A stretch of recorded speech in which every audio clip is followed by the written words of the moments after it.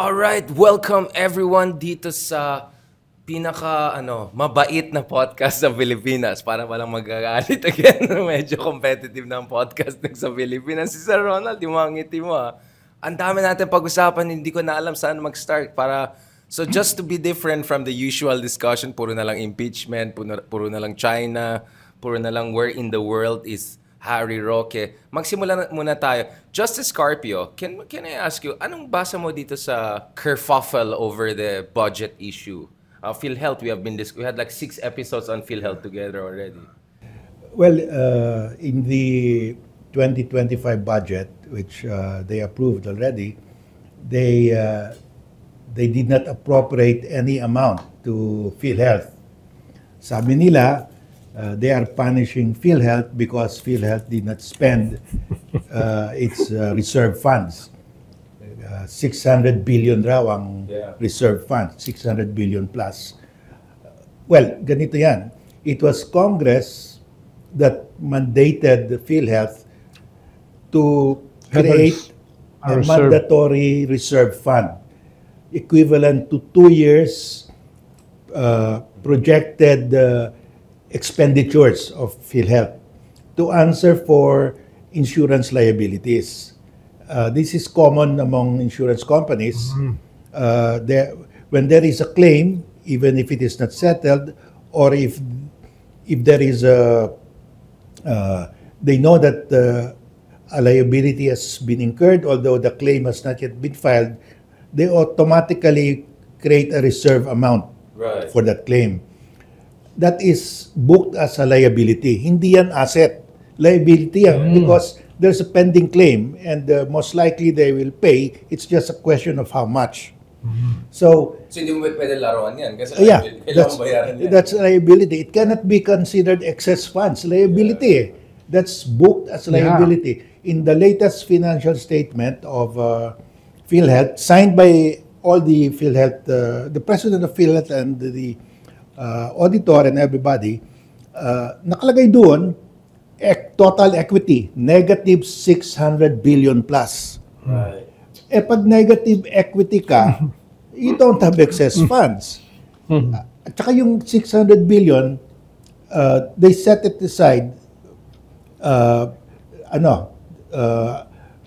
Ang problema dyan, of that 600 billion, actually ang reserve fund lang 400 billion. Ang sinasabi ng Senate at House, 600 billion raw ang savings. Hindi savings liability So, and there are pending claims against the 400 billion.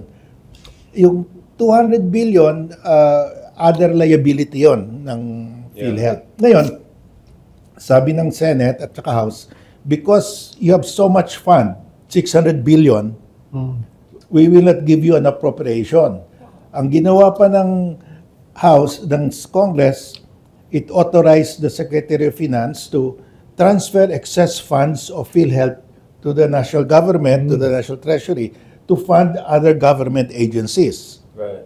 So, nilipat nila 60 billion plus na TRO namin yung last tranche of about 30 billion. So, ang question, sabi namin, hindi naman excess funds ito because one, negative nga ang equity. Second, these are reserve requirements, mandatory reserve because there are pending claims. This is not booked as excess funds, liability. Sa financial statement, liability. At saka, the other thing here, ito, sabi ng charter ng PhilHealth, PhilHealth must establish a reserve fund equivalent to 2 years financial expenses to answer for liabilities, insurance liabilities. So, mandated, ordered ang PhilHealth to create this fund. So, they created this fund every year, lumalaki. Hindi pa sila umabot ng 2 years. 400 billion pa lang. Kulang pa sila ng mga 100 billion. Correct, At tinuturo ngayon ng Congress, savings yan, excess funds. Surplus yan. So, kinuha nila yung iba, tapos hindi nila bibigyan ngayon ng appropriation kasi may excess funds raw. Hindi naman ito excess funds. The Congress itself said, do not spend this amount to answer for your liabilities. Ngayon, sinasabihan sila, because you have those excess funds, we will not give you appropriation. Kasalanan ng Congress. It was Congress that ordered them That to mandated maintain that, this no? fund. They were ordered to maintain Yeah. this fund because that is usual in the insurance industry. Pag may nag-file ng claim, kahit na hindi pa na-settle, you have to set aside a reserve. Kahit na wala nag-file ng claim, pero alam mo may nasunog na commercial district, you have to put up a reserve already. Yun ang meaning ng reserve. There is a pending or there will be a claim filed soon. Hindi excess fund yun. Pero Justice, bakit itong legal and common sense issue? Huwag na yung common sense dahil common sense is very uncommon. No? And nonsensical. Ito legal issues na lang. Bakit tayo ang nagpapaliwanag? Bakit tayo ang nagde-defend? Bakit yung PhilHealth, hindi sila yung magpaliwanag dito? Kasi yung PhilHealth, alam naman natin, they have to play along with those who pass the budget because they could be fired. Pero siniro budget na sila eh. Pero Zero-sum game na sila. pero they're still getting their big salaries. Yeah, So, okay pa rin sila. Hindi bali na, nakakaano because sabi ng Congress, we will penalize you. Hindi naman sila penalized. They still hold the office, they still get their salary. Ang na-penalize ngayon, yung mga beneficiaries tayo, 115 million Pilipino. Tayong na-penalize kasi kinuha nila yung pera at saka ayaw pa nila bigyan ngayon. At saka there is one thing, in the sin tax law, yung excise taxes on alcohol, cigarette, PhilHealth yun. automatically yan, nakalagay dun sa batas, X% of the collection will go to PhilHealth. Hindi nila binibigay. Batas yun. Dapat sumunod ang Congress kasi batas nila yon. Sila nag-enact noon. Ginawa nila yung batas, ayaw nila sundin ang batas nila. They should automatically give it. Yeah. Bakit ayaw nila sundin yung batas na ginawa nila? Dahil what's going on, Sir Ronald? sinful kasi sila eh. No, Sir Ronald, I mean, justice is being very juridically. Sir Ronald, what is going on here? First with the PhilHealth scandal, now with this budget mumbo-jumbo. It's an election year. It's an election year. You need a lot of unprogrammed funds, no? You need a lot of flood control projects, no? You need a lot of ayuda. You need a lot of all those things, insertions, no? Pero ngayon, hindi na insertions eh. Dahil nakalantad na, unprogrammed funds eh. So where do you get those funds? Yes. Tinaasan ang DPWH. No? Mas mataas ngayon ang DPWH kaysa sa DepEd. Exactly against the Constitution. No? Exactly against the Constitution. So hindi lang ito simpleng common sense. This is unconstitutional. Di ba? Ito yung problema rito. So who could step in? Is there a referee? Is there can the Supreme Court step in to resolve this issue? Yeah, there's a pending case now. Kasama ko doon. We filed it. Madami. Sila Cielo Magno and all the rest. Questioning the transfer of funds. Right. Hindi naman excess funds. Sabi ni Recto, excess funds ito. Nag-certify yung president and other executives of PhilHealth, yung financial statement nila for the first quarter of 2024, negative equity Exactly, yeah. So walang excess funds. Pero Justice, itong mga tao ito, they should know better. Ano ba talaga to? Nagkukamba sila? Feign ba sila ng ignorance? No? Talaga bang hindi nila alam?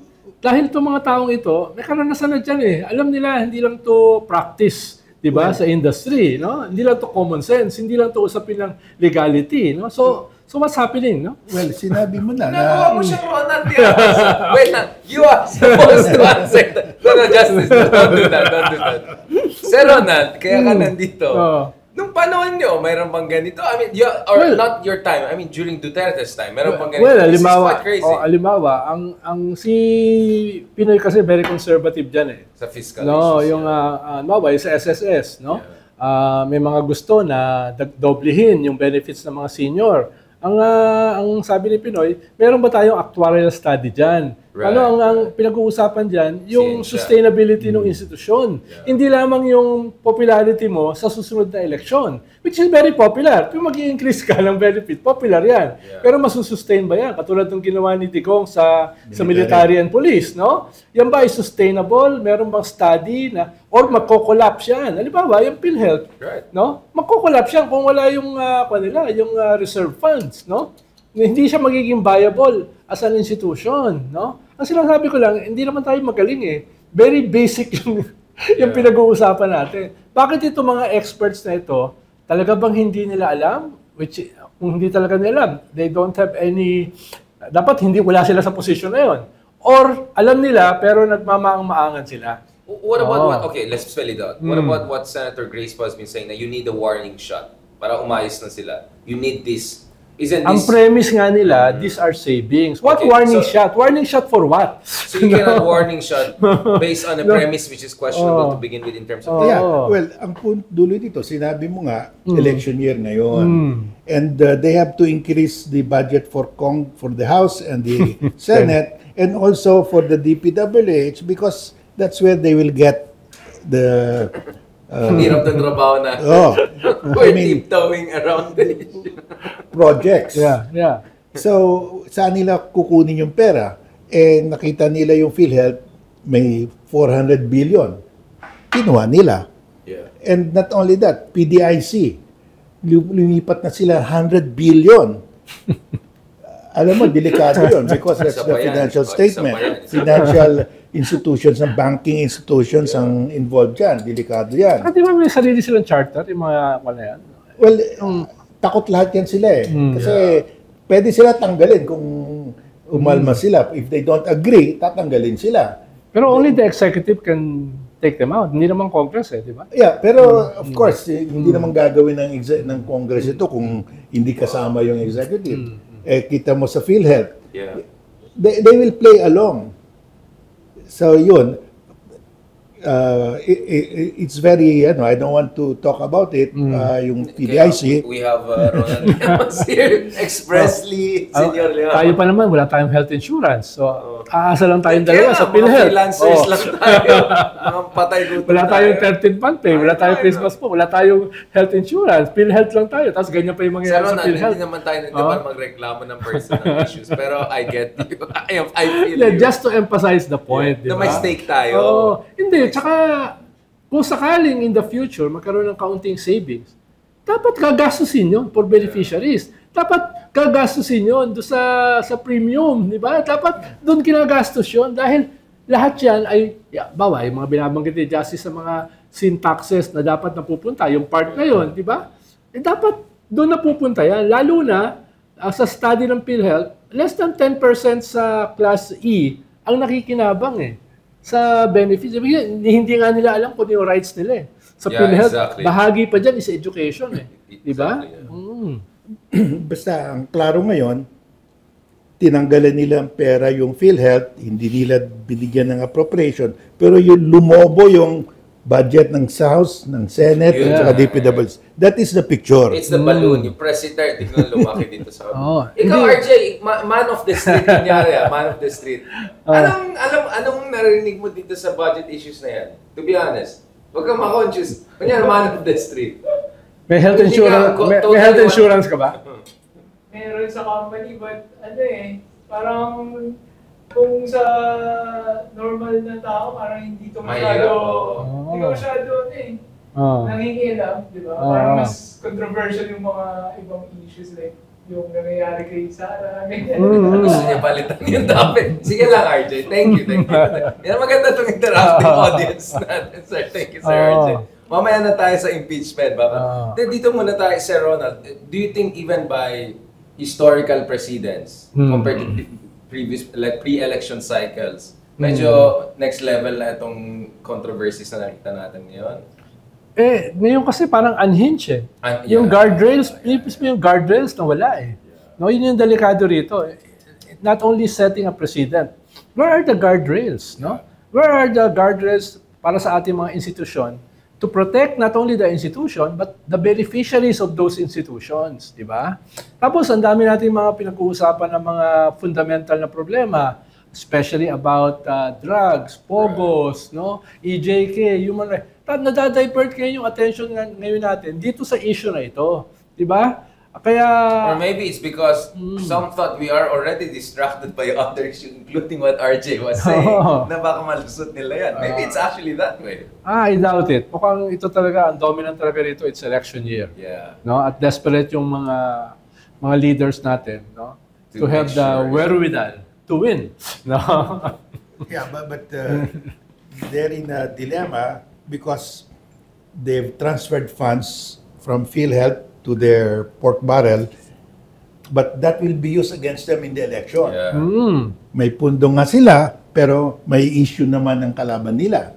Mukhang they don't care. No? Yun ang, Because they think it will carry the day. Basta you have liquid. Yeah, mukhang ganyan nga. Pero it's our, well, when the people understand what's happening, I don't know what they will do because Yeah. in their calculation kasi, pag yung mga tao naka-receive ng ayuda, ng tupad, ng kahit anong mga tulong, makakalimutan nila yung legality, makakalimutan nila yung commonsensical issues nito, no? Kailangan ipaalala sa mga tao, yung binibigay sa kanila ay kanila naman talaga. Right. Diba? Kanila naman talaga yun eh. Hindi yun utang na loob. Hindi yun pondo para iboto yung nagbigay. No? in other words, yung pera na yun, dapat sa kanila yon. Yes. Kinuha, tapos binigay sa kanila, sa Bahagi. ayuda, Bahagi. "Hoy, may utang na loob kayo sa amin." Yes. Boto niyo ako. No? Boto So, niyo kami. naloko sila. Kasi talagang sa kanila na yung pera na yun. Nabudol, Nabudol no? sila. Well, I mean, it's basically personalization of public funds.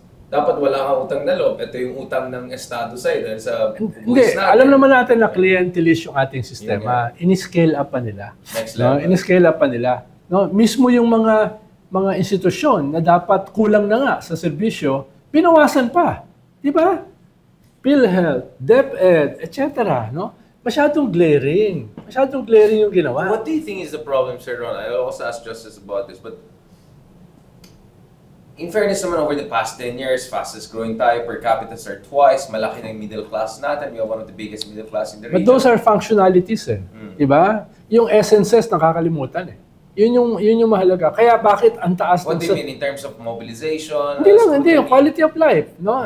Kasi tinitignan mo our numbers. Yeah. No? Pero yung, Macro. bakit 49% ang self-rated poverty ng mga tao? The biggest in almost 2 decades. Bakit nangyayari yan? No? Sinasabi mo sa numbers, fastest growing ka. Yeah. Ang very stable ang unemployment, no? Etc. Pero yung underemployment, malaki, di ba? Highest. O, sasabihin mo yung inflation bumaba into 2.4 to 3%. Pero yung food inflation is 10%. Yeah. Yun ang nararamdaman ng tao, yung sikmura, di ba? So, ang sinasabi ko, functional enhancement. In-enhance mo yung functions ng economy na akala mo, these numbers are essences. These numbers are superfluous dun sa essences ng sikmura, ng mga health benefits. Yun yung mahalaga di ba? Yun na nakakalimutan. Sir Ronald, I think you're imbibing the Gramsci Italian culture a little Hindi ko na nga binanggit Medyo hegemony. Just etong ayuda culture nito, bakit parang lumalala over the years kaysa mag-improve considering we're supposed to, over the years, sana umasenso yung demokrasya natin. I mean, there's more discussion, right? There are vlogs like this, podcasts like this, everyone's talking about it. How come parang more shameless pa yung ayuda culture natin? Yeah. Well, the ayuda concept in itself is good. Ang problema, ginagamit yung ayuda for a political purpose. Right. So, ang nangyayari ngayon, yung tao expect the ayuda tuwing election. So, and we cannot sustain it. Hindi sustainable ito. Kasi, if you look at the entire budget, Right. about 40% lang ang generated will come from our revenue. 60% utang yun. Yes. Laki, no? Mm. So yung 60% ng ayuda, utang yun. We have approximately 1 trillion debt every year. Yeah. So, A bit more. in other words, ang policy mo ngayon is to borrow money para to give it as ayuda para yung politiko ma-re-elect. Yun ang nangyayari ngayon. That's why you're asking me, anong mali dyan? Well, mali yan kasi uutang ka para yung politiko makabigay ng ayuda para Siya kung ma-re-elect siya. he'll get the So we're actually financing the election of the politiko. at the expense of future generations. Yeah. At sinong babayad ng utang ngayon? Future generation.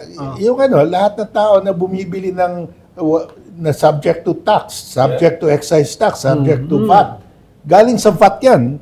So everybody who buys anything na nagbabayad ng VAT, nagko-contribute yan.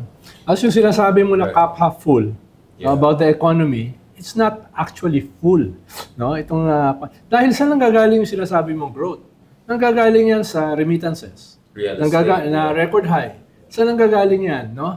Doon sa mga rent-seeking sections ng ating economy. Di ba? Saan nanggagaling yan? Government spending, consumption. No? Yung mga fundamentals ng ating economy are not growing. Where is agriculture? Where is industry? Where is manufacturing? No? Where are the direct investments? No? Yun yung dapat nating tignan. No? Dahil fastest growing ka, pero hindi nararamdaman ng tao. Diba? Yeah. I have a problem with that. Yung fastest growing, bakit tayo, we're going down in the ranking. We've been overtaken by Vietnam. Indonesia. Malapit na tayo overtake ng Cambodia. So, ano naman yung parang isara na natin yung shop. It's okay na tapos na. Sorry, Justice. I mean, I love Cambodia. Yeah. 15 years ago, people said, no, Vietnam can never overtake us. It's just overtaken us. Halimbawa, ang learning poverty ng Vietnam is 21%. Ang learning poverty natin is 91%. Sir Ronald, you cannot compare kasi Vietnam is top 10 in science and math. Yes, engineering. Vietnam is like way above its economic development. But in the 60s, tayo ang the best halimbawa sa engineering. Lahat ng mga engineering students dito sa region, dito pupunta. Management students dito pupunta. Philippine Rice Institute sa Los Baños. Ang agriculture, saan sila pupunta? Dito, sa Erie. No? So, sinasabi ko lang na we have to fix our house. No? Now, speaking of fixing the house, so essentially, siguro I think all of us can agree that lack of inclusive economic development, all of itong mga problema nakita natin, lack of safety, ito ay reflection ng something rotten about our political system or leadership to be. Now, speaking of how things are rotten, just the other day we saw in South Korea, they impeached the one president who dared in recent memory to play the Cold War, playbook of itong mga North Koreans yan, we have to. So sobrang paya siya. Even the party mates of Kim Jong-un na tawag sa kanya, President Yoon, voted against him eventually after a first try, and kanina lang umaga, grabe yung celebration in Korea, around the parliament, etc. Baka makulong pa yan. Hindi lang makulong pa yan. The defense minister has already been arrested. Now, as crazy as the martial law was, it mas wonderful pa yung pushback at saka yung mobilization. And Korea transitioned to democracy a year or two after. We returned to democracy. They never had democracy before that. We had democracy, then returned to it. So, bakit ganyan yung political system natin compared to Korea? Just I want to understand first from your point of view before we go to Antonio Gramsci and our senor. From your, what's exceptionally problematic with our political system kumpara sa mga bansa na yan? Because Vietnam is a one-party communist system. Korea is a two-party democratic system. And yet, lahat sila nagpa-progress. Something is going right. Ano yung wala sa atin sa palagay niyo, Justice? Well, the majority of the people are educated enough to understand what's happening. So critical thinking. Yeah, critical thinking. Yeah. We had that before because we were electing good people to the Senate. Jovito Salonga. Yeah, I mean, noon, they will vote for somebody who's brilliant, who has a good track record. Ngayon, ang track record ngayon, pakita nila, convicted sila, nananalo pa rin. So, I think... Hindi sila magaling sila.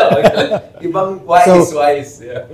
I think that's holding us back because I think the media dumbed down the people. Yeah. Sensationalist. Yeah, because yung nagkaroon sila ng ratings war, dati 'di ba every TV show, every movie may there's a moral to the story. Yeah. A moral lesson to everything.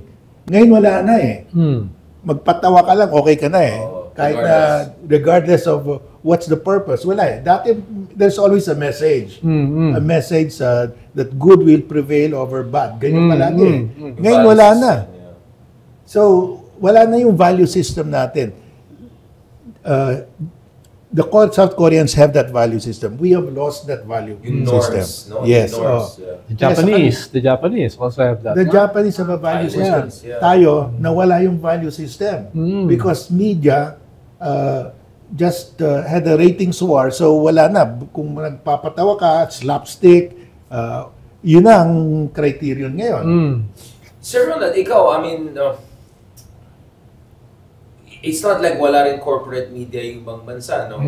Again, none of us are media experts. Alam mo, mababasya naman ako, di ba? What was exceptionally wrong? I mean, we had one of our guests, di ba, ay dating nag-work sa ABS-CBN tapos lumabas pa. Tapos dahil inisign siya sa nangyari sa TV Patrol, patay, sensationalist, chika, di ba? Tapos yung paggamit ng Ingles, wala namang problema na gamitin natin ng Tagalog, Bisaya, Ilocano. Pero dati yung paggamit ng Ingles sa ating media ay normal, di ba? Or at least may subtitle. Natanggal lahat yan. So you use the term guardrails. Parang wala na rin guardrails sa media. Anything basta rating wars. Yeah. That's an important aspect ng ating problema. Itong culture wars. Di ba? Yeah. Pero yan or kasi, cultural deterioration. Yes. Pero ito kasi hindi standalone. Yeah. May symbiotic relationship yan sa ating political system at sa ating economic system. Right. They perpetuate each other. Di ba? Itong mga system na ito. Di ba? Yeah. Kaya, halimbawa, indicative, no? Party list. It was supposed to be for marginalized sectors. It's now dominated by billionaires. No? Yeah. Yung aspeto na yan. Tingnan mo yung salin ng mga nasa party list kayo. Declared pa yan. These are billionaires. No? These are contractors. Tingin ng mga contractors, imbis na magbibigay kami sa mga politiko, no? Kami na lang, diretso na. Kaya ang dami ngayong mga congressmen, mga party list na mga contractors, no? Punta tayo sa mas malalim, mas pervasive. 80% ng ating politicians are linked sa mga dynasties. At yung mga dynasties nakalink sa mga cartels who control our agriculture, who control our industries, no? Itong halimbawa, classic ngayon yung regulatory capture, halimbawa sa energy, only one family controls all those regulatory institutions from DOE to PISALM to NEA to ERC, etc. So, ngayon ako nakakita ng ganyan. Dati may competition pa eh. So, these are reflections ng ating political system. At in a way, yung ating economic system. At kaya yung culture natin, ganyan din, no? Yeah. Most of those who control our political and economic system also control our media. Diba? Control. Incestuous relationships. Yes. Yan yung problema. Kaya hindi ko siya sasabihin na ito lang ang problema. Lahat yan ay may relasyon sa isa't isa. Parang na-criticize ka ni Ronald, sir. Sabi na hindi malalim yung sinabi. Paawayin ko kayong dalawa. I'm just kidding. Ganito. Our problem now is the political dynasties. Right. Yeah. Sabi ng saligang batas, Congress must pass a law prohibiting or regulating political dynasties. They've never passed that law. Ilang taon na, mga almost 40 years na. Yes. Yung party list naman, sa saligang batas nakalagay doon, for the first 3 terms, there will be a party list system to be composed exclusively of marginalized sector. Yeah. But dapat doon, nagkaroon ng political dynasty law para buksan na lahat. Kasi the Constitution limited the party list system only to 3 terms.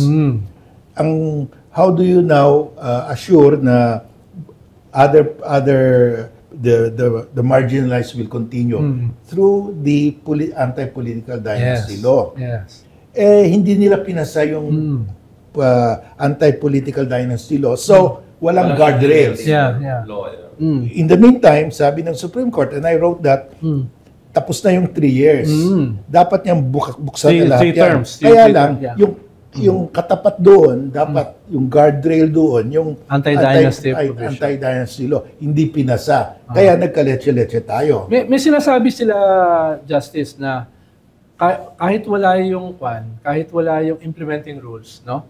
may sapat daw na component yung For executive constitutional order or something? provision sa Constitution against dynasties para na-implement na yon.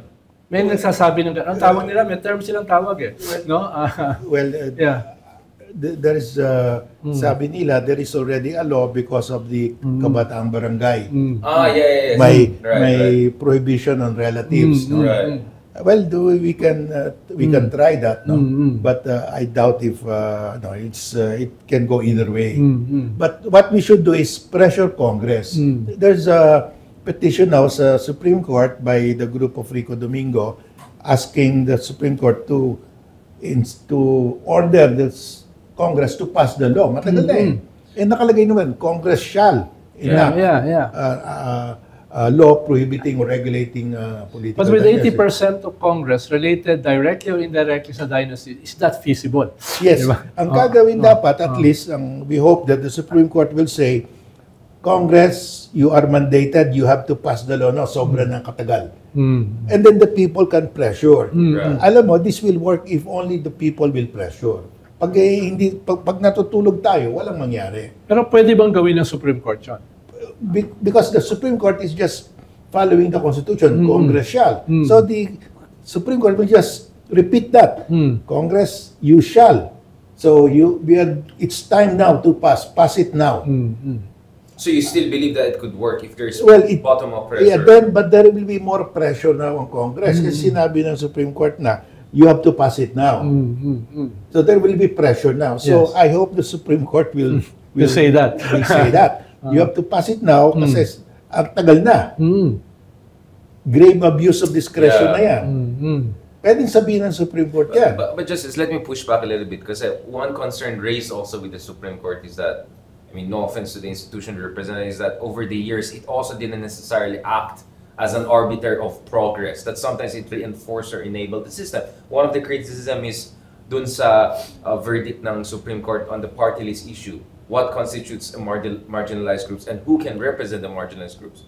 What is your take on that? Well, that your institution, former institution, enabled the perpetuation or deterioration of the system? Doon sa party list naman, we just follow the Constitution.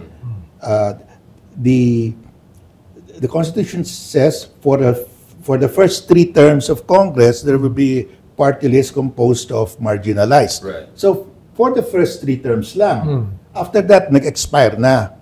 So we said, nag-expire na yung ano. So you open up. Ang sinasabi ni Justice, there could have been guardrails. The At guardrail yung anti-dynasty provision ng Constitution Ang could be the guardrails. guardrails. Can the Supreme Court engage in positive legislation? Because we see in the US sometimes the Supreme Court pushes the envelope when there is a paralysis and all of that.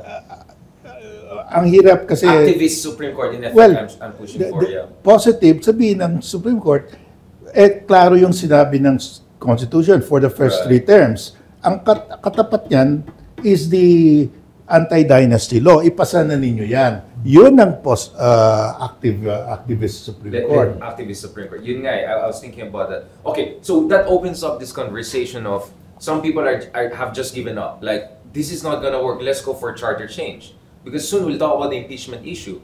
For a moment, let's park the impeachment issue. Let's say, hypothetically, Sara gets impeached, let's say by January. I know you don't believe that will happen, but let's go with the Ronald Llamas school of thought, right? Senor Llamas. That's not my school of thought. Ikaw January, I think Trillanes is May, right? Ako sabing ko May, pero hindi ko na along taon. Yung excuse natin.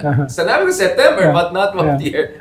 Just kidding, But going back to this, let's just say for some reason, smooth operation, wala na yung mga Dutertes. Now suddenly, Pogi said after elections, they go for charter change. Why should we say no to that? In the sense that maybe charter change is the only way forward. Kasi wala eh. This system is unreformable na eh. Na baka you need to reset the deck. What are our issues there, Justice? Ako, I'm for charter change provided it is a constitutional convention. Not the House. Yeah. Kasi that's not the House or not Congress because CONAS, that's insider's game. Insider's game. That's self-interest yun. Yeah. It has to be a new body elected from people, and I think there will be a new sentiment now, no? Pag if we At saka dapat yung election hindi by district. Kasi kung by district, yung asawa lang ng congressman, patakbo niya. Right. It should by region. Right. Because the last, in the 1970 Constitutional Convention election, by province Yeah. At saka Metro Manila was considered one province. Right. So madaming nakapasok na mga doktor, mga professionals. But if you will make it by district, the same family will be elected. Yes, yes. So- I agree with Justice Carpio na dapat talaga constitutional convention, no? Yung So you're okay in theory or in principle? yeah, with the con. pero dapat dagdagan 'yon dahil if you legislate, if you change the political system, halimbawa to a federal system overnight, you will be federating warlordism. You will be federating social They'll be kings of inequality. their own, little Dapat kings. merong minimum reforms before that happens, no? You will create enclaves of poverty and enclaves of wealth.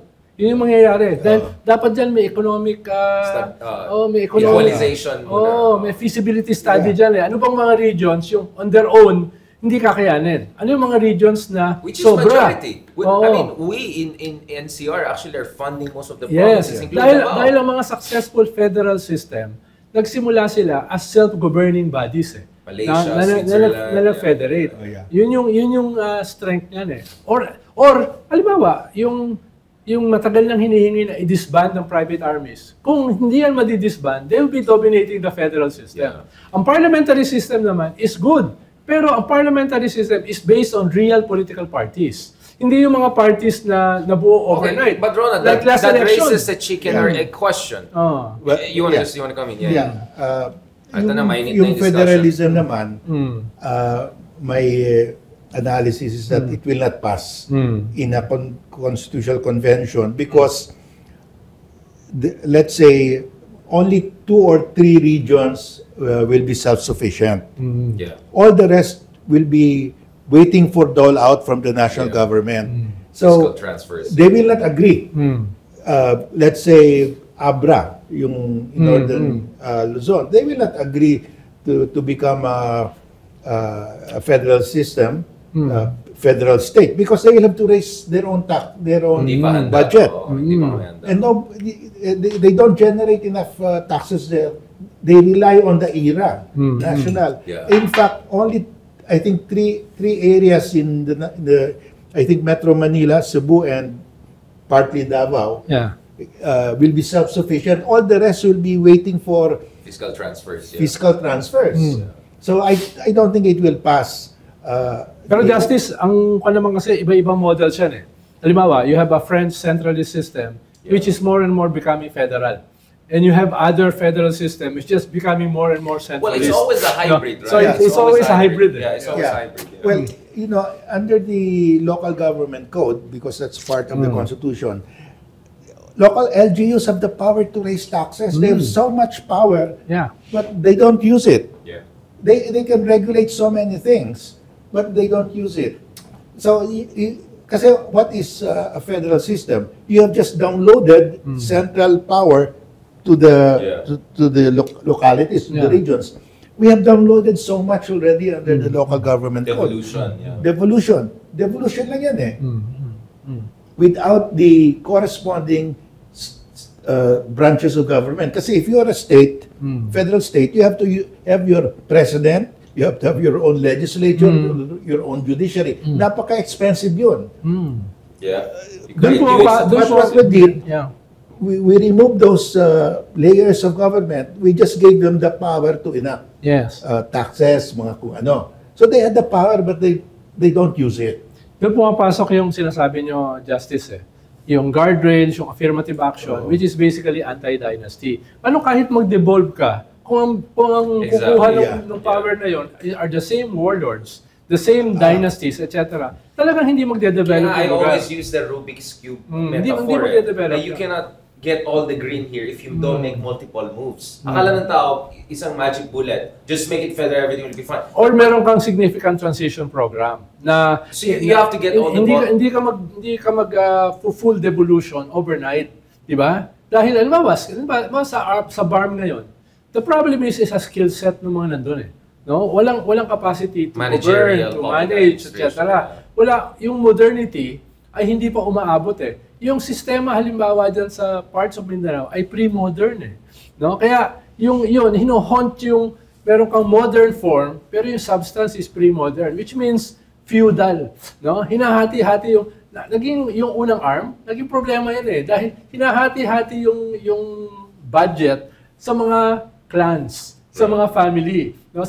Dati nagreklamo sa akin isang international agency. Sabi nila, nagbigay kami ng 30 million.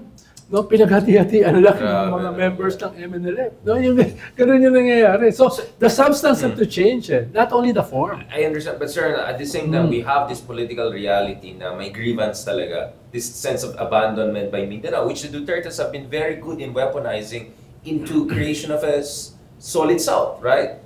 We used to have that in Ilocos, in the North, yung solid North, yung idea ni Marcos is na we're the marginalized, na ito mga taga-Manig. So, how do you deal with that weaponized sense of disenfranchisement and marginalization? Kasi logically in-explain natin na actually tinutulungan nga namin kayo as it stands. Ang problema niyo sa Mindanao ay hindi lang mga politiko dito, yung mga kurakot na warlords niyo dyan. But at the same time, there is this emotional sense of abandonment. Yes. How do we deal that? That's political. Hindi na to logical, fiscal. Yeah. Parang natatabunan lahat eh. Yeah, exactly. No? Yun nga, Us against the world. Us against Imperial Manila. No? Without hindi pinag-uusapan yung institusyon na kailangan itayo, hindi pinag-uusapan yung culture na kailangan baguhin, hindi pinag-uusapan yung guardrails na pinag-uusapan natin ngayon. No? Yeah. Scapegoating. Yeah, yung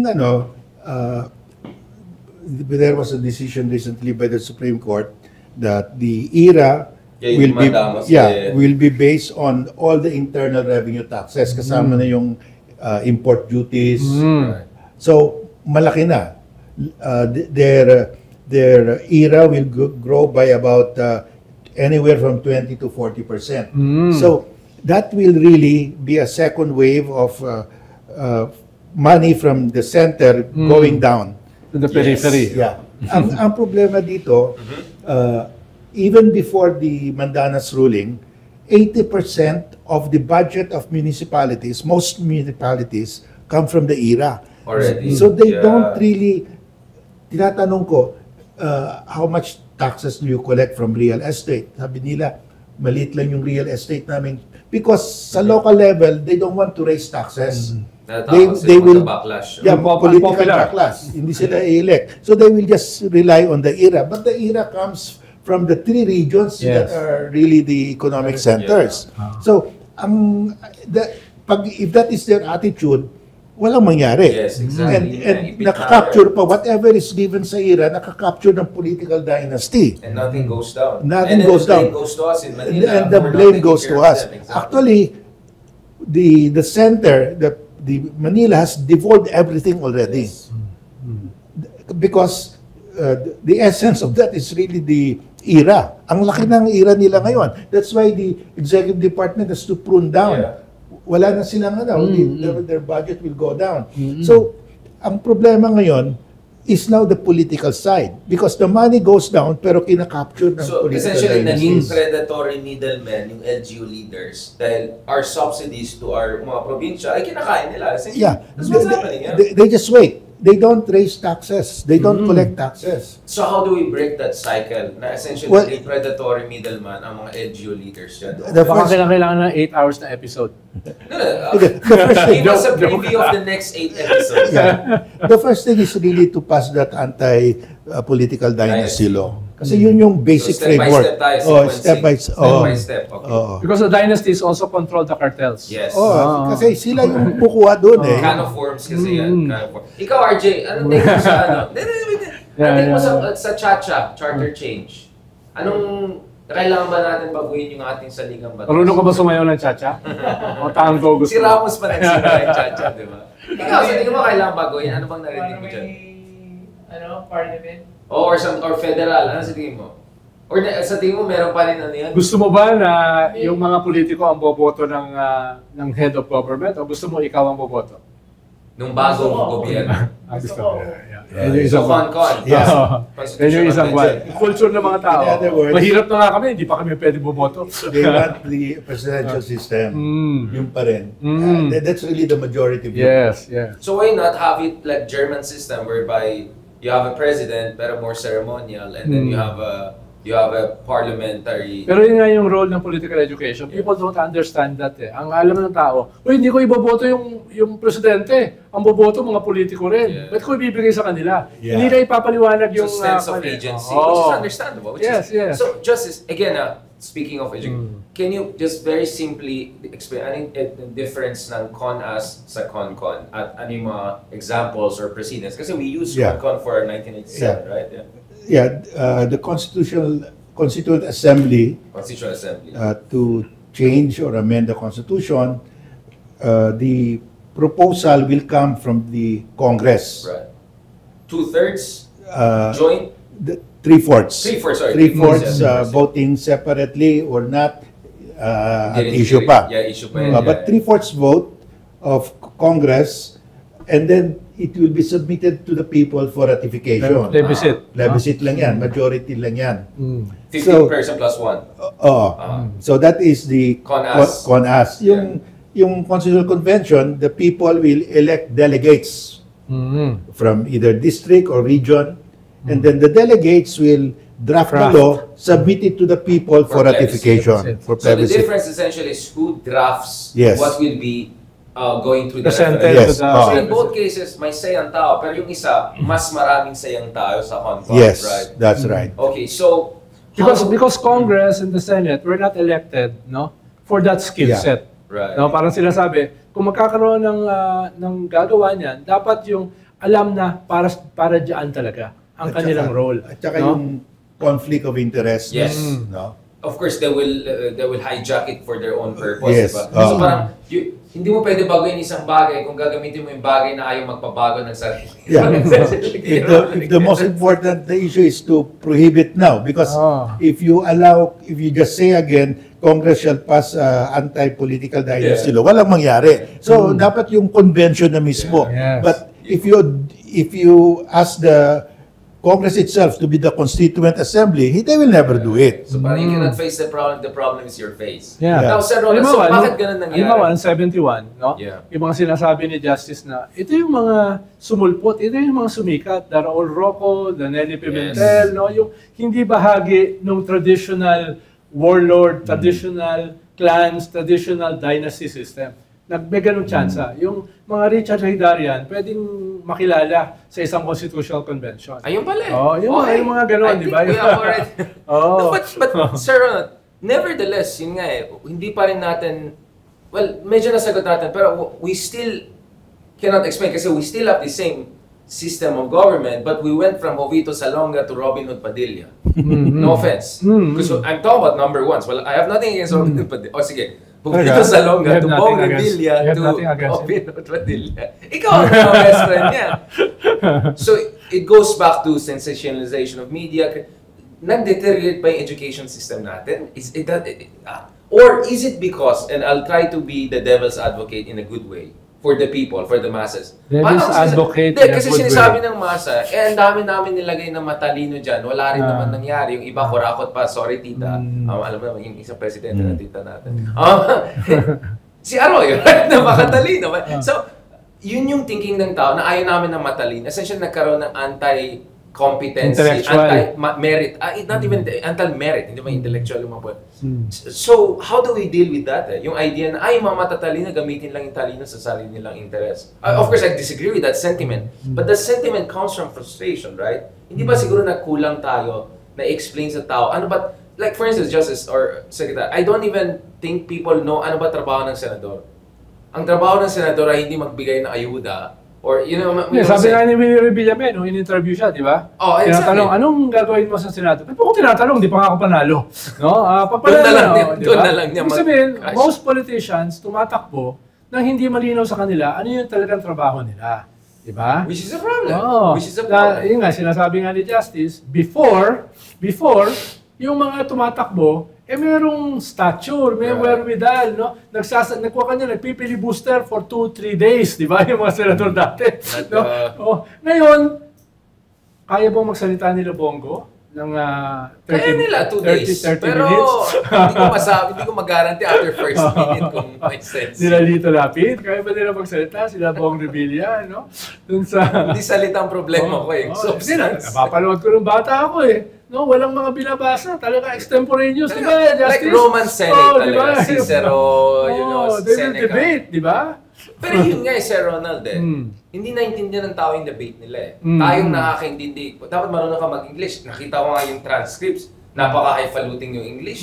Parang Roman Senate. Di ba? Siguro yun din ang kasama sa problema natin. The reason I say that, I just came from India the other week. Di ba? I got stuck there also. And India is very similar, right? They had Jawaharlal Nehru, this great man. And then napagod ng tao. Ay namin ng ganito, yung mga Anglophile, Cambridge, Oxford. Gusto nila Modi. Yung hindi ko alam, hindi ko maintindihan pag nagsasalita si Modi. Pero parang siyang digong, di ba? So, yung anong gusto nila marinig, yun sasabihin. Exactly. The populist ethos, no? Yun nga isa. So now we're finally going to Duterte. So kasi we have to understand bakit nagkaroon ng ganitong populist backlash eh.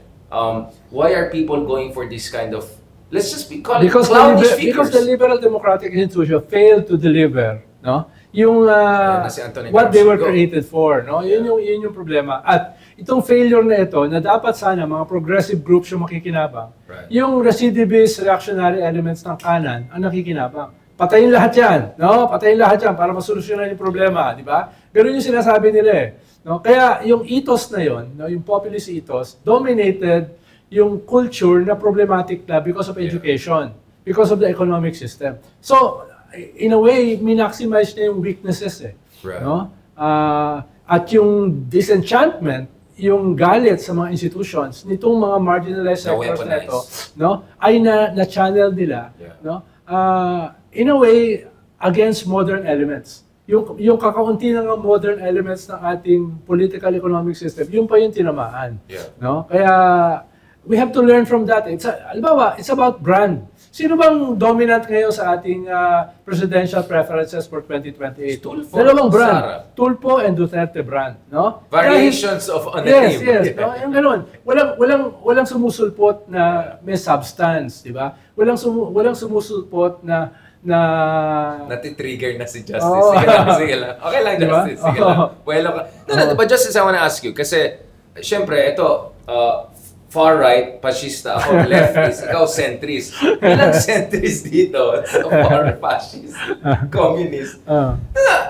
Anong kulang natin? Kasi kanina pa natin sinasabi, ito yung kulang sa voters, ito yung kulang sa media. I think we should be also honest that nagkulang din siguro tayo in our own capacity. No? Ako, I feel that kaya nga nagpo-podcast na ako kasi na-realize ko, yung mainstream media or yung nagtuturo ako sa UP, limited pa rin yung audience. Ikaw nga, hindi ka pumunta doon sa isang channel kasi sabi mo, purong chattering classes lang magpapasa. Kaya nagmamasa ka na, di ba? You are doing TikTok now. So in a sense, aren't we admitting that siguro medyo nakulang din tayo na ipaintindi natin sa ating mga kababayan, ano ba ang demokrasya, what are the stakes involved? Yeah, well, let's be self-aware and critical. I just want to do that. As I said, yung mass media natin, catered to the ratings war. Wala na yung substance, instructional element. Critical thinking. Wala na. They do not teach lessons anymore. No, nagpapatawa na lang. So we have dumbed down everybody. Isa yun. Second, because of our education system has gone down compared to other countries in the region, that affected also the thinking of the majority of the people. No, so but I really give more weight to our mass media. You think talaga kasalanan natin? Yeah, kasalanan.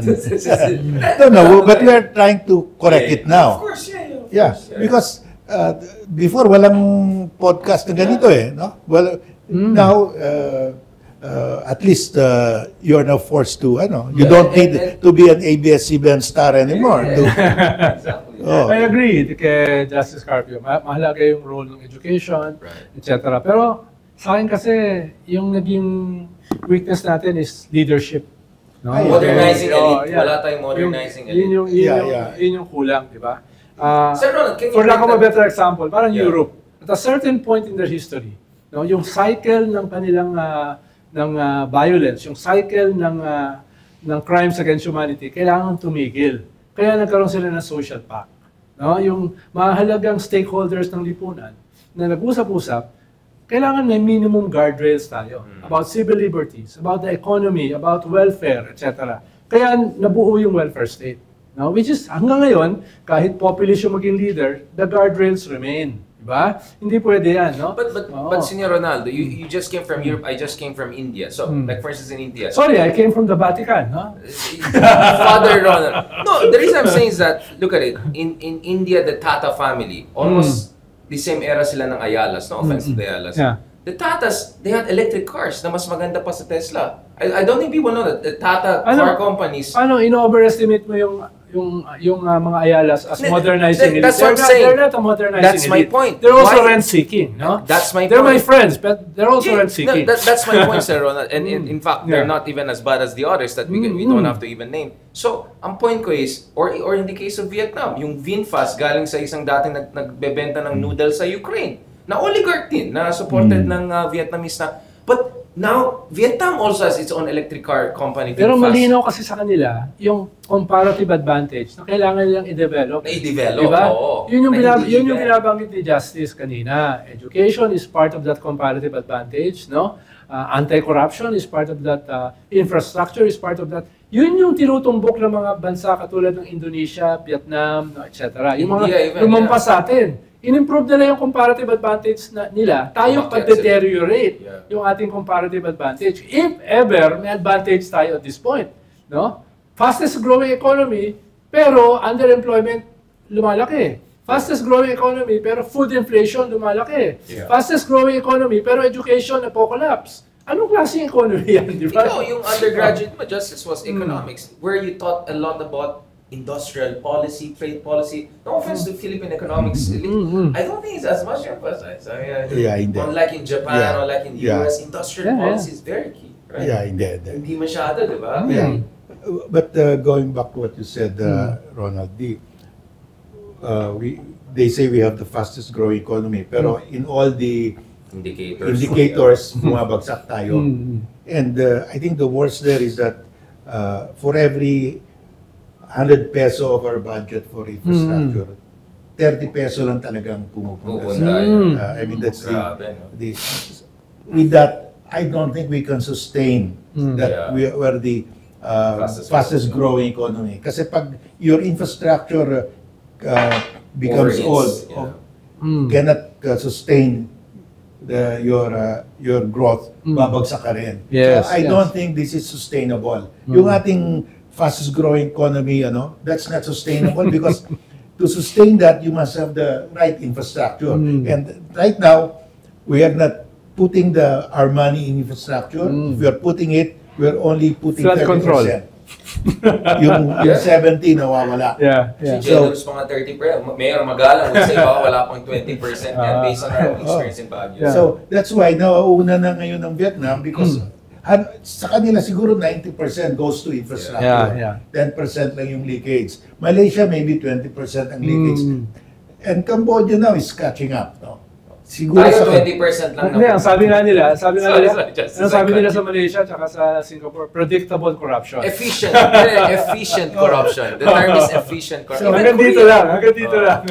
So, yun, I curb think, your greed. Yeah, I think that picture of a fastest growing economy is not sustainable. Yes. Because it's to sustain that. Isang elephant in the room is inequality. Gini coefficient natin ay Latin America nasa level ng Congo.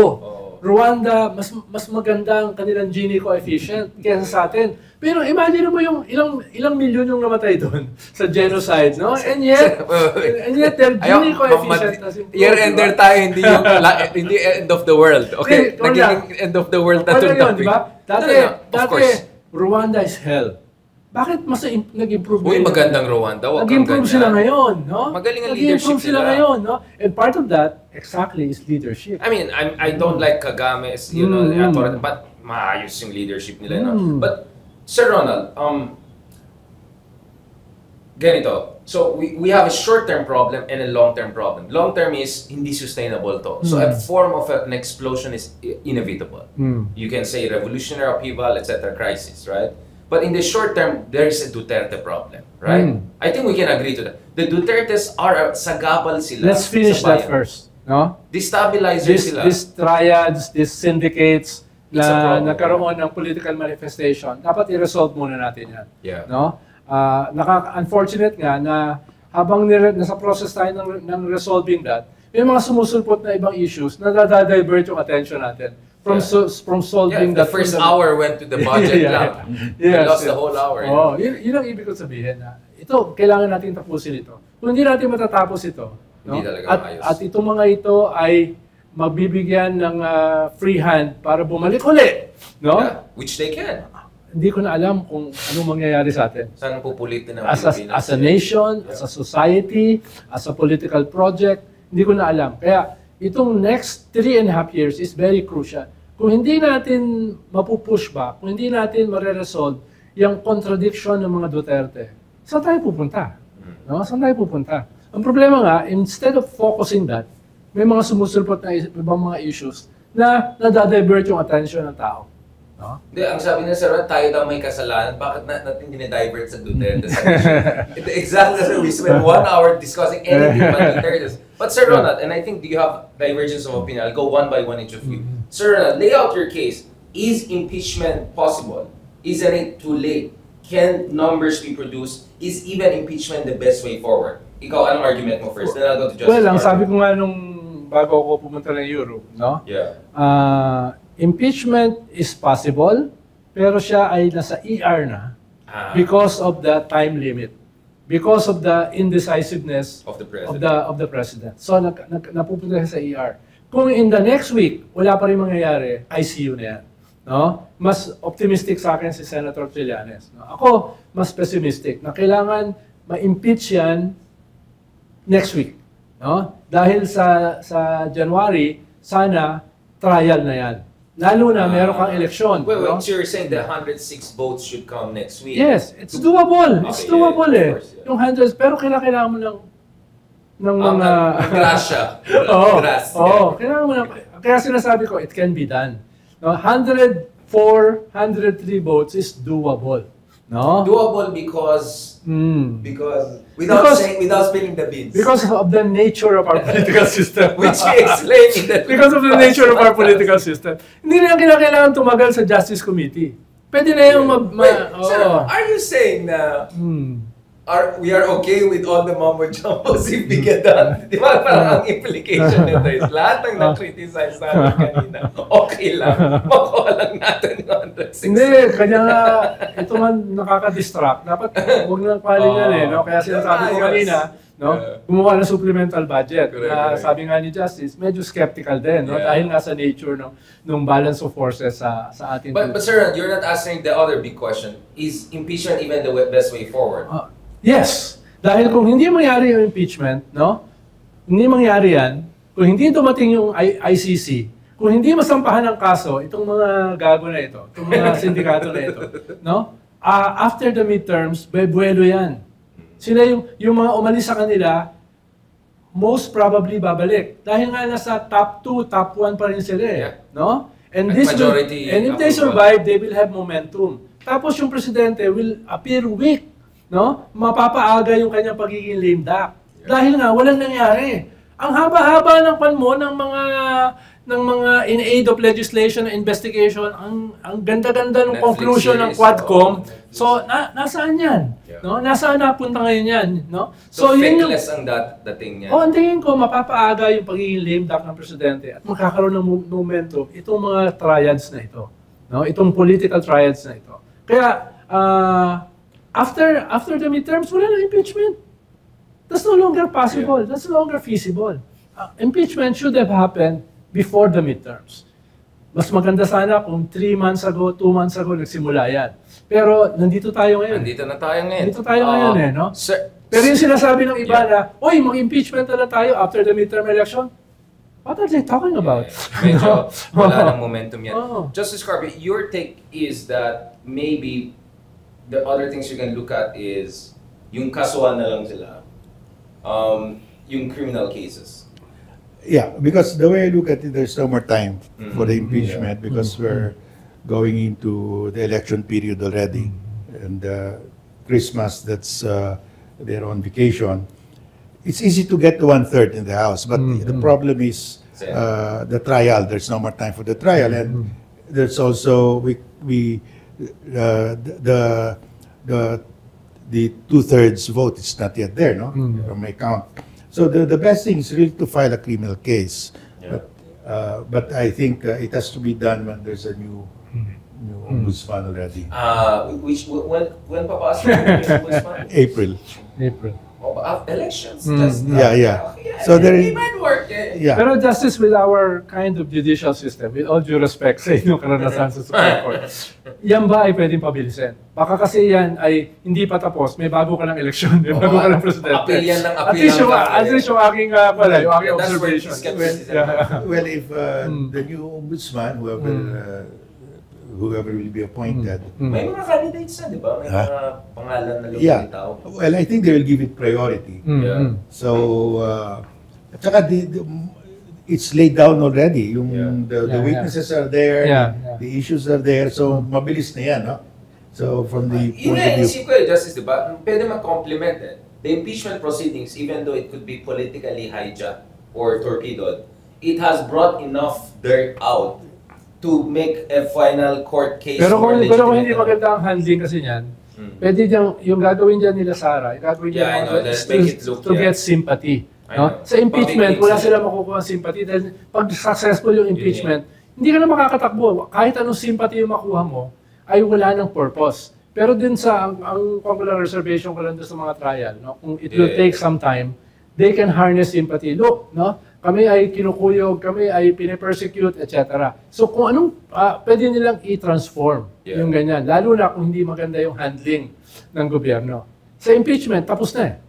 Hindi ka na makakatakbo kahit barangay captain, kahit barangay councilor. Disqualified ka na. Kung may makuha ka mang sympathy, saan mo ilalagay? Kay Pulong? Si Digong hindi na pwede tumakbo? No? So yun lang yung calculation. I don't think we have any airtight answers, right? But do you think a Deus Ex Machina could be the ICC? The ICC, yeah. That looks like to me like that will unlock the whole mystery, right? Kasi ang hirap deadlock na tayo. I can see deadlock. Yeah, because if the ICC arrest comes out, let's say in the next month. Torrent na yan, Sa akin kasi, ang best case is ICC, Digong, Bato, etc. And then Sara. Impeachment. Sara. Best case Tapos cases, Mad Scarpio, no? Yun din ang inisip ko. Pulong Duterte, etc. So, yun sa akin ang best case. Yun yung no? torrent, Na meron kang cases, meron kang impeachment, meron kang ICC. No? Because Sara could be part of the ICC arrest order Also, kasi daw. Pero ang history kasi, justice ng ICC, principals no? Hindi masyadong sinasama yung mga kasama sa communication. Kasama kasi si Sara sa communication. Yeah, Las Cañas. but the Las Cañas testimony says that when Sara was a mayor, she continued. Yes, and she even tweaked it that wag na dalhin sa ospital kasi madami pang nagtatanong mga media, ilibing na lang kaagad. So that's principal. Yeah. So she can qualify as a principal. Yeah. Sana yun ang pan. Usually kasi kahit si Bongo kasama dun sa communication. Si Bato, no? Basa ko nga, may pinatira siya sa Okada Hotel mismo. And under the Philippine International Humanitarian Law, there's a provision there. This was passed before we became a member of ICC na the president, at his discretion, can have the accused prosecuted here or turn him over to an international tribunal. So, nasa presidente yan, no? Limawa yung sa Serbia, si Milosevic. Talaga nag-focus ng ICC sa kanya. Ang daming generals na kasama dyan sa genocide na yan. No? Pero, ginawa nila batches. No? Ginawa nilang batches. Ito muna. No? Dahil hihina yung kaso kung marami yung sabay-sabay. Yun yung, at least yung history nila, yung mga warlords sa Africa. No? Ganun din ang ginawa nila. Ang problema, yung iba nakatakas. Kaya, meron kang 16, no? na at large. No? Yung iba namatay na. Dahil nga, ginawang batches. Now let's go to the last part of the discussion kasi Ronald, lalo ng mga galit. Wala tayong pinag-usapan na opposition, para puro tayo. Marcos, Trapos, Dutertes. Justice, how do you feel about prospects of opposition now? Obviously, a part of you can say, realistically, we have to plan for 2020. That's really the next fight. Lenny consistently is top 3, at least those are presidential balls. It's very certain almost that she'll win as mayor and almost certain that she'll do well. Naga is already well developed, so you cannot rule out Lenny running again in 2027, 2028. Once there's a build-up of support, Risa is doing very well as a senator. She's the star there. The mainstream siya in ways that she was not mainstream before, for reasons that we can discuss more later on. Bam and Kiko are not doing too bad in the Senate. De Lima is kind of coming back into force. Well, not too bad. Okay, let's.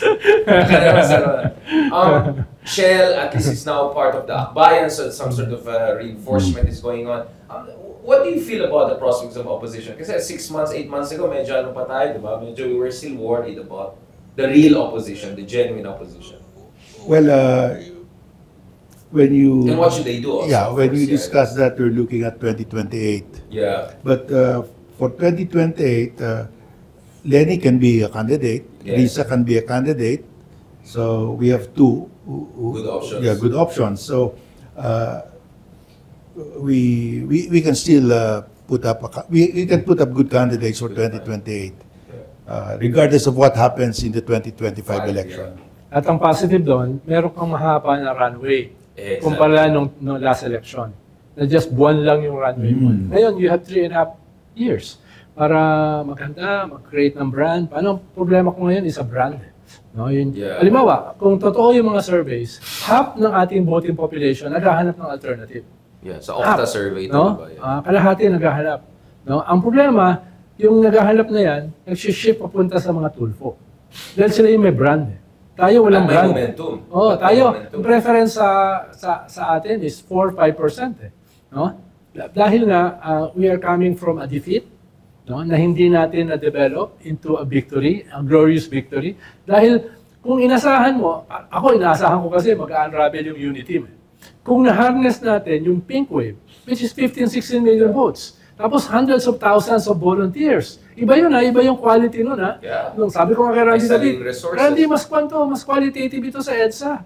Dahil sunod-sunod itong mga demonstrations, Pasig 700,000, Pasay 900,000, Makati 1.2 million, tapos yung mga probinsya. Sabi ko, hindi ako nakakita ng ganito karaming tao. Dala yung sarili, no? Hindi hakot. No? Dala yung mga pamilya, at saka maraming kabataan. Kung na-harness natin yan, after the election, no, nag-nationwide Thanksgiving and listening tour, tapos consolidate yan into a network, into a machinery, hindi problematic si Bam at saka si Kiko, plus, no, at this point, no. Pero, wala yan nakalipas na, no. From a progressive perspective, the objective condition is there. Katulad nga ng sinabi ko sa mga surveys. Ang problema, the subjective forces are not yet there. No, yun yung problema. Halimbawa, what is our brand? No, answer, kalaban mo Duterte and Tulpo brand ipatulpo mo, di ba? So, what is our brand? No? Popcorn daw, popcorn. Yun yung isang popcorn lang daw tayo. Because people don't vote based on platforms. No? Unfortunately, people don't vote based on substance. They vote based on brands. At yung brand na yan, basically, is disenchantment with the existing institutions. Yung weaknesses ng mga institutions na yan. Yun yung kinakailangan natin pag-aralan. What is the narrative? What is the brand? No? Na galit ang mga tao dito sa mga sistema, pero napupunta sa mga reactionary populist elements, imbis na sa atin. Imbis na sa mga modern elements. Imbis na sa progressive elements. No? In a way, kailangan din natin ng soul searching. What did we do wrong? Well, we have been doing so. I mean, this is part of therapy. Hindi lang Kaya sa akin, mas subjective forces ang kulang. The objective condition is there. Speaking of subjective forces, and I want also Justice Scorpion this. I mean, again, India is an interesting case of Gandhis, diba? Si Rahul Gandhi. Rahul Gandhi is rebuilding, kasi if you know, si Rahul Gandhi, parang konyo, half Italian, anak ng mga Gandhis, ganon, ni Sonia Gandhi, tapos pinagtawanan lang siya kasi, you know, hindi siya makamasa, tapos nabubulol pa siya minsan. They were part of the system. They were the system. So, dati, wala siyang laban kay Modi. So essentially, it's like, Duterte times Mar Rojas times 2. Essentially, yung level ng mismatch, if I can put it in terms of branding and positioning. But Rahul Gandhi reinvented himself. First of all, pumunta siya sa kung saan-saan sa bansa sa India at tinanong niya, talaga ba gumandang yung kalagayan na sa ilalim ni Modi? Ang daming sinasabi. Nag-listening tour siya. Listening tour siya. As in, Himalayas, Kerala, lahat pinunta niya. Tapos yung itsura niya talagang tumanda na siya. Umitim. Tapos umitim siya. Kasi konyo yun eh. Tapos talagang nag-motorbike diaries siya. Galing, galing. And then he was able to rebuild. The next thing you know, second biggest party na sila ulit. And then the other thing, so first, he was able to channel yung legitimate grievances. Ang daming big talk ni Modi, ganyan, India is this, India is that. Kayo ba? Ganun pa rin yung buhay niya. Lumala pa nga, di ba? So, I think we have to do one thing like that, which is, Marcos kayo ng Marcos, golden era. Kamusta ang golden era nyo? Duterte bang alternative nyo? Ano naman nga kay Duterte? So, I think that should be one move. And then from there, you build a positive vision. At first is, reality check nga muna tayo. And then from there, what is the positive vision? In terms of positive vision, Justice Carpy, what do you think the positive vision should be? Aside from the usual, walang corrupt, walang mahirap. No offense to your admin, but it has to be more than walang corrupt, right? It has to be something more Tsaka yun, aspirational. Para sa isang particular moment yun eh. No? Exactly. Tapos yung moment na yun eh. Kaya nung pinagpatuloy lang ni Mars, hindi bagay eh. Dahil kailangan niya ng bagong narrative eh. Hindi niya pwedeng kunin yung narrative ng kanyang predecessor. Yung iPhone 1 dapat ma-upgrade na. Parang Aquino 2.0 ka lang eh. No? Kailangan may bago ka eh. No? Yun yung kulang doon sa kampanya ni Mar. And Lenny showed us something with the pink movement. Ikaw, Justice, the reason I'm asking, you were the head of one sambayan, all that dami na sabi, 10 bayan. You don't have to go like, parang, one sambayan, isang bayan, like na-comment. Actually, to be honest, sino gumawa ng logo? Paano ko basahin? No, magagalit na naman mga tao sa akin. But Sir Ronald, we have to be honest, right? And this is a soul search. Ikaw, Justice, what is your experience? But one sambayan kasi wasn't meant to be a political party. It's supposed to be a... But we need, you know, the elder statesmen. That was the idea, right? Put people together. Ikaw, Justice, kamusta? Well, to the degree you can say nicely. Well, I think we have to do basically two things. No? One, we have to address the political dynasties, because unless we address that, nothing good will come out. Okay. That's the number one problem. So that should be part of our aspiration. Yeah. So we have to have a movement to prohibit political dynasties. And second, we have to address the corruption issue, because the people now are beginning to understand that out of every 100 peso for infrastructure, 30 lang pumupunta sa infrastructure. And of course, that's not sustainable. So I think if you want to get the imagination of the voters, you have to address this too. Yep. And I don't know if the corruption issue is easy to explain. Yeah. Nakikita naman nila yan. Pero yung yung political dynasty, it needs to be developed, because the thinking of the people right now is, hindi bali na magnanakaw, pero may parte naman kami, okay lang. Or may ginagawa, di ba, RJ, boss, di ba, yung hinahanap din ng tao, hindi lang yung malinis eh. Hinahanap ng tao yung may, get things done, di ba? Yung parang gano'n eh. Strong leaders. Strong leader, right? Yun ang hanap ng tao. Kahit hindi malinis, at least may nagawa, di ba? Kaysa yung, di ba? I mean, ikaw, anong sense mo, bro? Yun nga, yung parang nakikita na may ginagawa. Diba? May ginagawa. Anong klaseng leader ang hinahanap? Yung parang... Ikaw, anong klaseng leader? Parang tulfo type yung patok sa masa talaga. Yeah. Even middle class. Actually, hindi totoo na masa lang. Even yung middle class, di ba, natin minsan hinanap basta it can get things done. Kasi yung pulsation service, di ba, majority BBM pa rin at saka yung middle class, yung C, hindi AB. Kasi hindi, kaya nga sinasabi ko, una, kailangan natin i-resolve yung backward syndicate elements ng ating political system, which is the Duterte issue. I-resolve. Alam, pag na-resolve mo yan, medyo male-level ng kaunti yung playing field. Yeah. No? New actors may sprout up. No? Right. Pag matanggal mo na yung element na yan. No? Ikalawa, maganda yung sinasabi natin na kailangan natin i-push itong mga affirmative policies na ito, anti-dynasty, no, modernization, etc., etc. So, pero for all intents and purposes, may implement yan with the new leadership, with a modern reform-oriented leadership. Ngayon, mga tactical battles, no? Ang habol mo, magamit yan tactically para i-create yung alternative, no?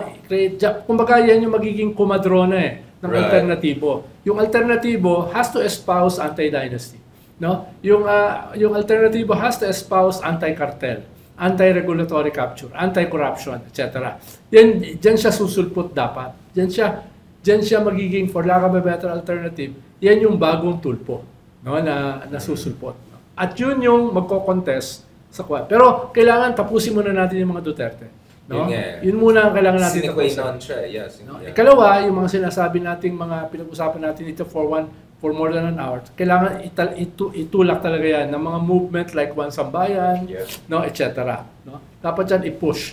Pero ang dapat i-anak niyan are mga leaders na merong brand, di ba? Na ang brand ay pagbabago, ang brand ay reform. Na pag nanalo, i-develop yung ating comparative advantage before it is too late. No, before it is too late. It's about a battle in a very competitive world. Kung wala kang comparative advantage, iiwanan ka na lahat. Yeah. No? Last part, Siyempre, yun yung last end of the year. Actually, hindi siya last part. Parting words. Paparinig na Yan ang gusto ko sa'yo, Sir Ronald. Hindi ka lang listening tour Justice, patapos ng taon, 2024, crazier! This was the craziest. Ang dami nangyari, my God. This was a crazy year. I missed a flight for the first time in my life. Sobrang crazy yung schedule, keeping up with Syria, South Korea, Trump, whatever, Duterte. What are your concerns or fears for next year? But what are also your hopes? And sa tingin nyo, the good guys or the good people, what should they do next year para we have more of politics of hope than politics of fear as we go into elections? Just parting words. Yeah. There are two forces now in a race. You have the group where I belong that we believe that we can still reform the system within the Constitution. That's why we have filed these cases in the court. Dapat yung transfer ng PhilHealth funds into dapat yung confidential fund, dapat alisin na yan. We're filing later on the government should disclose the purchase price of Sinovac and so on. We still believe we can reform the system in accordance with the present Constitution.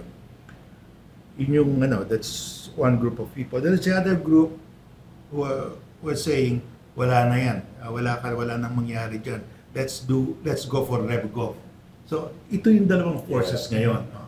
So, now, it's a race. Kung sino mauna, if we can show to the people that kaya pa. Can still be done. It can still be done within the Constitution. So, but we need these cases to be resolved fast. Right.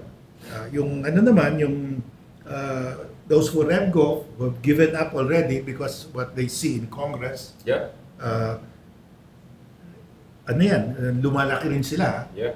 They're saying na wala na talagang pag-asa ito. In the desperation mode na. Yeah. So, these are now the two main forces in Philippine politics. For change. Yeah. Because they don't believe that the present system should continue. So, yun ang nakikita ko. So, dito ako sa one side. Yeah. I'm not sure if we will succeed. No? But I hope for the sake of everyone, we will succeed. But we hope that the people will support us and we will succeed. But yun yung problema ngayon. Because if we don't succeed, the RevGov will succeed. Yep. Or some sort of crazy populist, whatever it is. Yeah. Sir Ronald, bilang RevGov representative, the fascist solution, anong... Well, hindi ako religious eh. Gusto ko mag-end ng... Make sure tama yung data mo Gusto ko mag-end na listening to the sermon of Pope Francis sa Vatican. Yes. Please remind people. Ang sabi niya, ang problema natin ngayon sa ating mundo, we've lost sight of what is central, what is essential. Naiipit tayo sa mga trivialities at saka superfluities, no? Yun yung so kailangan nating balikin yung fundamentals ng pagbabago, no? Kailangan natin balikan yung ating puso, no?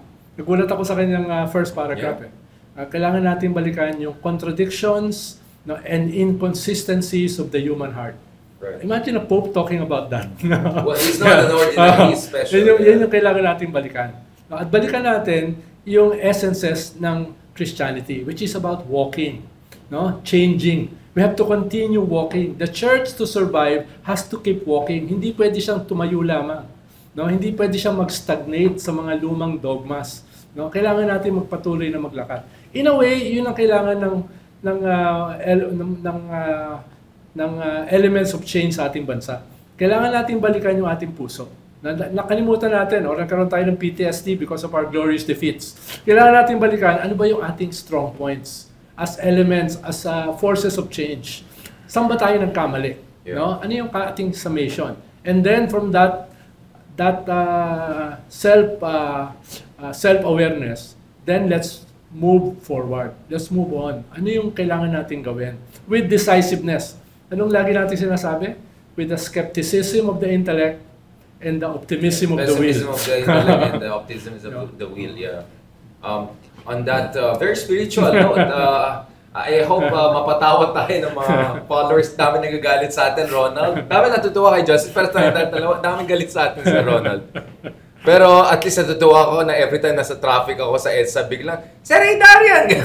mga motorbike na gano'n. So sabi ko, maybe we're doing something right, diba? And the fact that people feel nakaka-relate sila sa atin. Kasi, let's be honest, I mean, like, you were a secretary, you were a justice, ako na sa media, and I think, I'm glad that because dito sa mga podcast natin, people realize we're also ordinary Filipinos just wanting a better country. And tayo rin, stress tayo, nahirapan tayo. We want a better future. So, thank you so much to both of you, Secretary Ronald Llamas, for your very spiritual. Para ayaw mo mag-shake hands sa akin.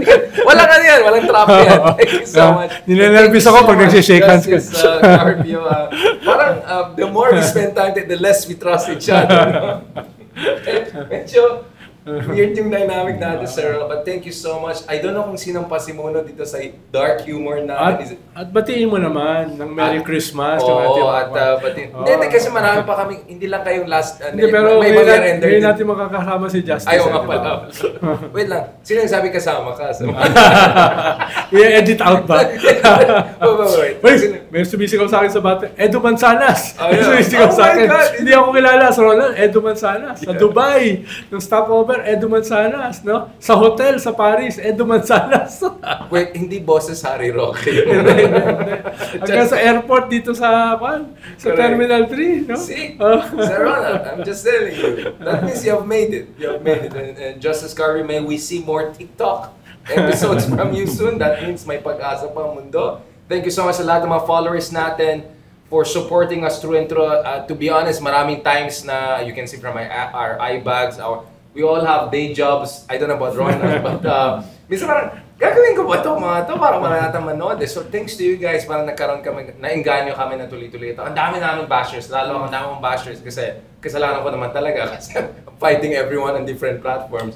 But because of your constant support, we feel encouraged. And God willing, please continue to support us para next year, lalong mag-next level na tayo. Because next year would be elections and next year could be one of the most consequential years in early 21st century Philippine politics. So alam niyo na ano maging libro natin soon. So thank you so much. God bless and may you have a blessed and Merry Christmas. Thank you so much.